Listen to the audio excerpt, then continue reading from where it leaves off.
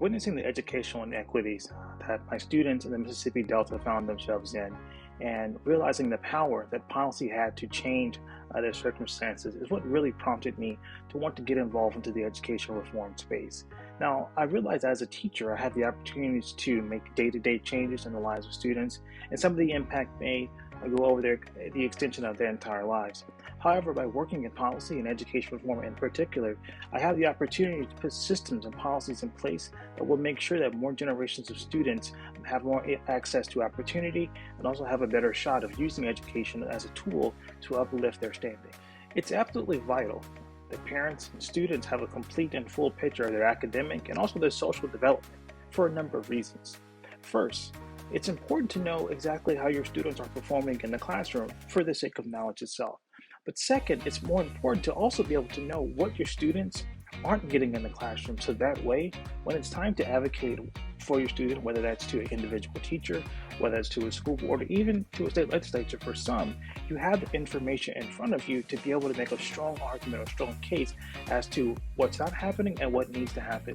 School closures as a result of the pandemic and the associated learning loss has impacted all students in the U.S., but in particular, it's most impacted Black and Brown students and low-income students as well.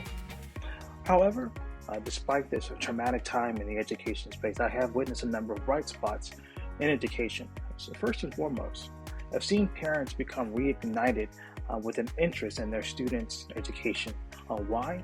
Because of their experiences with remote learning, and they realized that it always wasn't what it appeared to be when it comes to the quality of their kids' education. And so we've seen a movement of parents being interested in their kids' education at an even deeper level. And second, we've also seen families develop an even greater appreciation for their teachers because they've realized that not only do teachers teach their students, but they provide so many other outlets in the classroom as well. So education leaders can best help Black families by first listening to Black families and really getting a deeper understanding of what their unique needs are. Different families have different needs, and it's very important to not only do things to communities and to families, but with them as well. So I think education leaders would benefit from working in a collaborative fashion with Black parents to learn about their unique experiences throughout the pandemic, or even their historic experiences in the classroom and how their students are performing. So I think education leaders should work in a collaborative fashion with Black families and parents and really work together to create systems, ideas, and policies and ultimate new teaching ways to improve the outcomes for Black students in the U.S.